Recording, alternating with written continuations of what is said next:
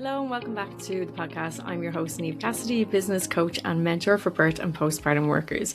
So today what I want to talk to you about is naming your business or rebranding your business, because I have just gone through a rebrand and I'm going to tell you all about why I rebranded and how you can come up with your first business name if that is the point that you're at, or if you're feeling that the name that you gave yourself isn't really suiting anymore, how to go about a rebrand as well. I'm going to tell you a bit about my journey in naming my businesses and then also about the rebrand. And what I'm really hoping you will get from this is some reassurance if you're stuck on a name about how to move forward, permission to evolve if you're ready to change your brand or your name, and a clearer way of thinking about branding versus SEO and all the other things that come up when we are naming our businesses. Okay, so let's dive in. When I was naming my first business, which was my antenatal education business, so at the time, the only service I was providing was antenatal education. And I wanted to come up with something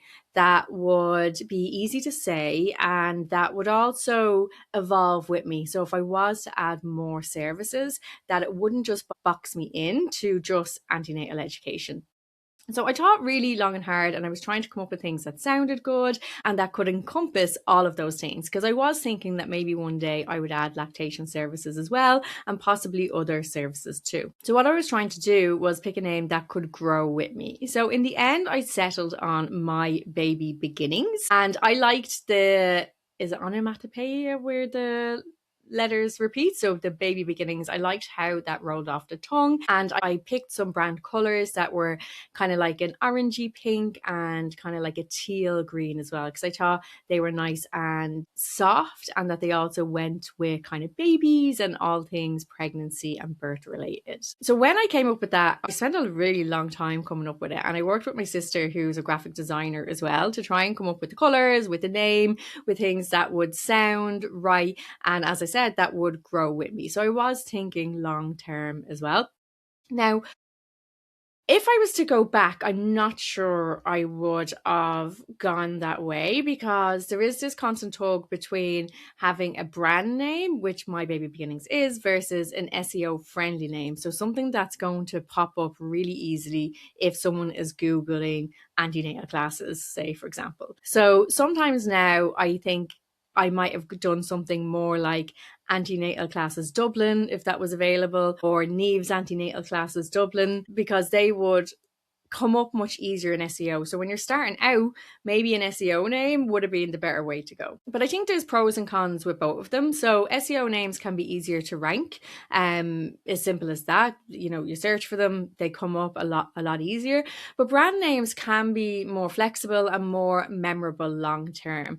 So when you think of brands, you're more likely to name a brand that has a brand name rather than, oh, go to Antenatal Classes Dublin, you know? So it might be more, oh, go to My Baby Beginnings, she's brilliant. So it kind of resonates more with the person or with the brand itself. But I suppose for yourselves, what I'd really like to say is there isn't one right answer. And a lot of it depends on your context, your goals, and the capacity that you have at the time to come up with a name as well. So if you are at the start of naming your business, some of the things that you might be thinking about are, if this business grows, will the name box me in? So if you're planning on adding more services, or you think you might add more services, try and avoid names that lock you into one very specific service if you know already that you want more. And when we're thinking about SEO as well, you know, it's not just the name of the company or the service that you provide that gives you SEO. You can get SEO from your website titles, from your blog, from your social media, from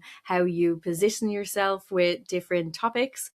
So it doesn't all have to go into the brand name either. But the most important thing to remember is that whatever name you pick, it's not a lifetime sentence. You can choose now whatever is easy, whatever works for you now, and then you can change it later, because that's exactly what I'm doing. So now let's talk about naming of the collective. So my coaching and business mentoring business, I named the Pregnancy and Postnatal Entrepreneurs Collective, which is also the name of this podcast. And when I was coming up with this name, I was trying to encompass everything. So I really wanted to show that it wasn't just for one type of birth worker. So it wasn't just for antenatal educators, or it wasn't just for lactation consultants, or it wasn't just for doulas. I wanted to show that it was about all of the people who work in this space and all of the people who work in the space who are self-employed or who consider themselves entrepreneurs. I also wanted it to feel like a place to come together. So that's where the collective idea came from as well. I wanted it to be a space where people learned and shared and came together in community and not competition. So I really was trying to include everyone. I was also trying to sound professional. I suppose I had a bit of fear about not being taken seriously. So I felt that pregnancy and postnatal entrepreneurs was a little more professional than, say, birth workers.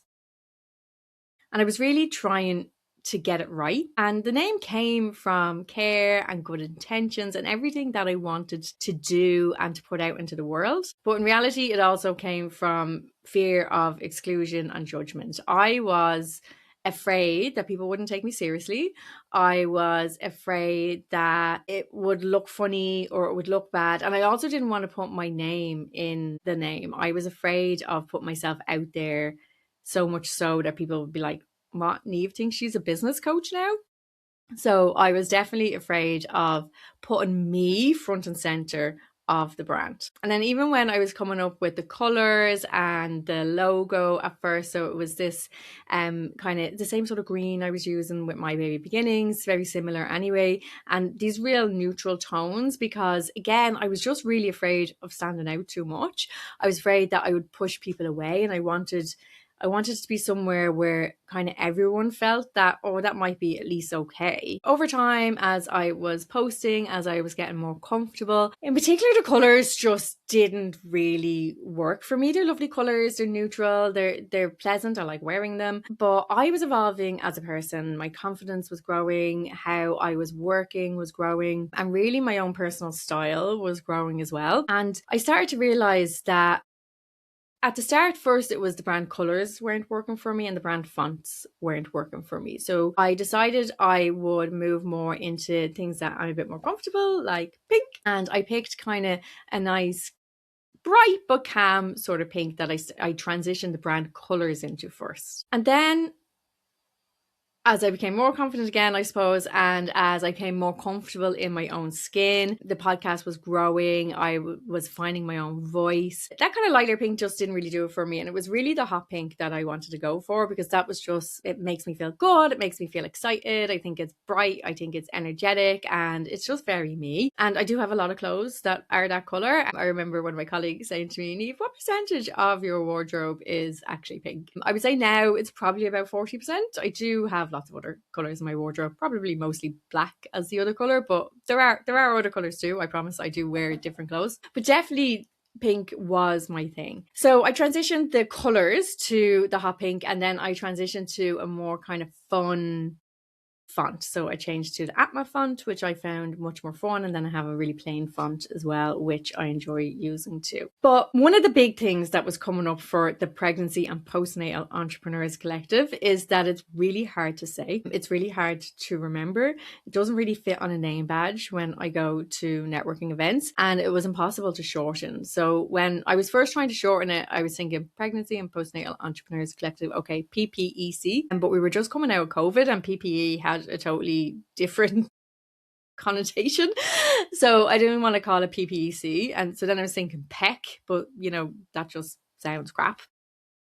So I couldn't really find ways to make it work. I would often refer to the business as the collective, but there's lots of businesses that have collective in their name, and it just didn't really round up what I was doing. So what had been happening anyway in the meantime is a lot of my events that I was running, a lot of the workshops that I was running, they kind of had this Birth Biz theme going through them. So I had the Birth Biz Bootcamp, the Birth Biz Breakthrough. And again, we've got those B's going together, which I really like. And just a lot of what I was doing and talking about ended up being about Your Birth Biz. And while I was still a bit nervous that Birth Biz might not feel like it includes breastfeeding workers and postnatal workers, at the same time, I do think people are intelligent enough and grown up enough now to realize that I do encompass more than just the traditional idea of what a birth worker is, which might be an antenatal educator or a birth doula, but also that obviously I'm working with postnatal doulas, with lactation consultants, with breastfeeding supporters, and everyone in between as well. So as I was thinking about, am I going to do this? Am I going to make this my rebrand?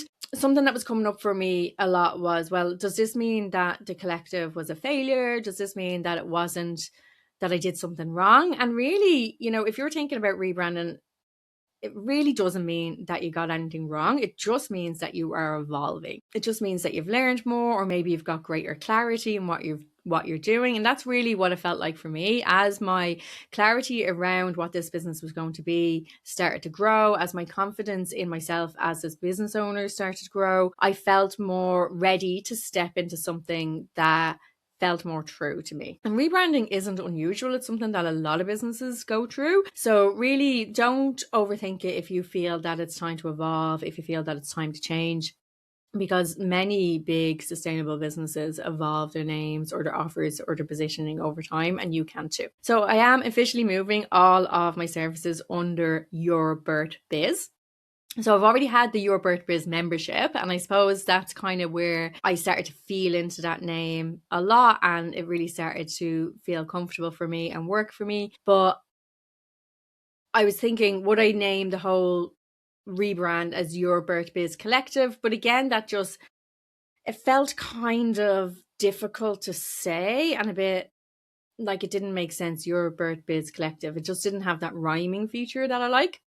So everything is going to come under Your Birth Biz now. And for me, part of the reasons is that it's short, it's memorable, it rolls off the tongue, it's aligned with how I speak already and how I was branding my offers. And just to say again, it does really include everybody. It's not just for birth workers, it is for postpartum professionals and breastfeeding workers as well. And it is just a shorthand to cover all of us. And I think this is a really important bit for me to say here. Your Birth Biz isn't just a shorter name or a nicer brand or easier to say. It really reflects what this work has become for me and what I care most about now. Your Birth Biz exists because I've seen firsthand just how many brilliant, skilled, and deeply caring birth and postpartum professionals are struggling behind the scenes. Not because you're not good at your jobs, but because no one ever taught you how to run a business that actually supports you and your family as well as your clients. So much of the business advice that is aimed at us is either completely generic or actively at odds with how we want to work. Hustle harder, work more, scale away from clients, burn yourself out now and rest later, if ever. And that just doesn't sit right with me. Your Birth Biz is about building a business that's ethical, values-led, and sustainable. A business where you can be paid fairly for your work, set boundaries without guilt, and stay in this work long term because you're not exhausted, resentful, or constantly worried about money. I know that most of you aren't looking to get rich or get rich quick, but what you want is stability in doing the work that you love. And I know that you want support that actually understands the realities of birth work, the emotional labour, and the care-based professions that we work in. And that's where I have encompassed everything that now sits under Your Birth Biz.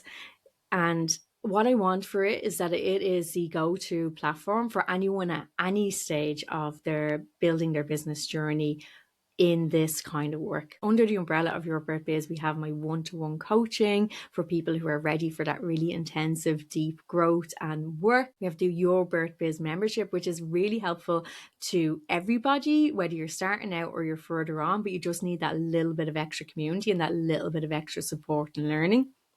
And of course, I have my Nest program, which is my inner circle program that runs once a year with just 8 participants, weekly group coaching. And we really, really come together and grow and learn from each other to really build that business of your dreams. And obviously also I have the podcast, which for now I'm maintaining the Pregnancy and Postnatal Collective name. And I've decided to do that for a couple of reasons. One is that that's what it's been called, and I want to maintain some of the connections to the old brand, but also what it does encompass. The podcast is evolving as well, and I think the Pregnancy and Postnatal Entrepreneurs Collective really helps show that the podcast is about business growth for pregnancy and postnatal entrepreneurs. And also I'm going to start bringing in some panel episodes where I'm going to bring together a collective of birth workers to talk about different topics. And also now I've rebranded our free discussion group. It's staying the Pregnancy and Postnatal Entrepreneurs Collective for now as well, but it's now a discussion group for all things got to do with building your business, your mindset in working in this space. So those two things that remain under the collective are in conjunction with Your Birth Biz. So they still are under the Your Birth Biz brand. And also I will continue to be doing my free and paid workshops. I will continue to be doing speaking events, in being on other people's podcasts. And also something I will be bringing to the platform soon is on-demand workshops as well. So if you just need help in one particular topic, that you can pay for and get that workshop on that particular topic that you need.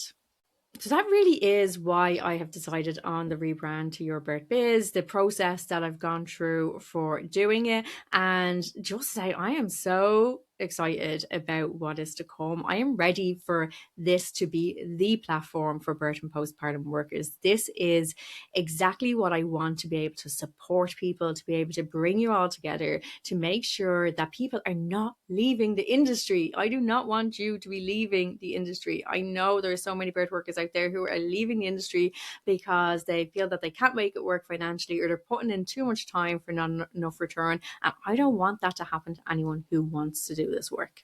So thank you all for coming on this amazing ride with me, and I hope you continue to do so.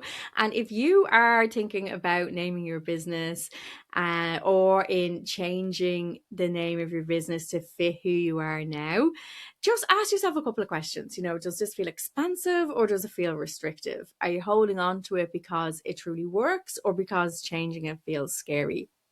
And just remember, you are allowed to grow. Your business will change because you change. And all in all, naming it is not about perfection. It's about being in alignment with who you are and who you want to be.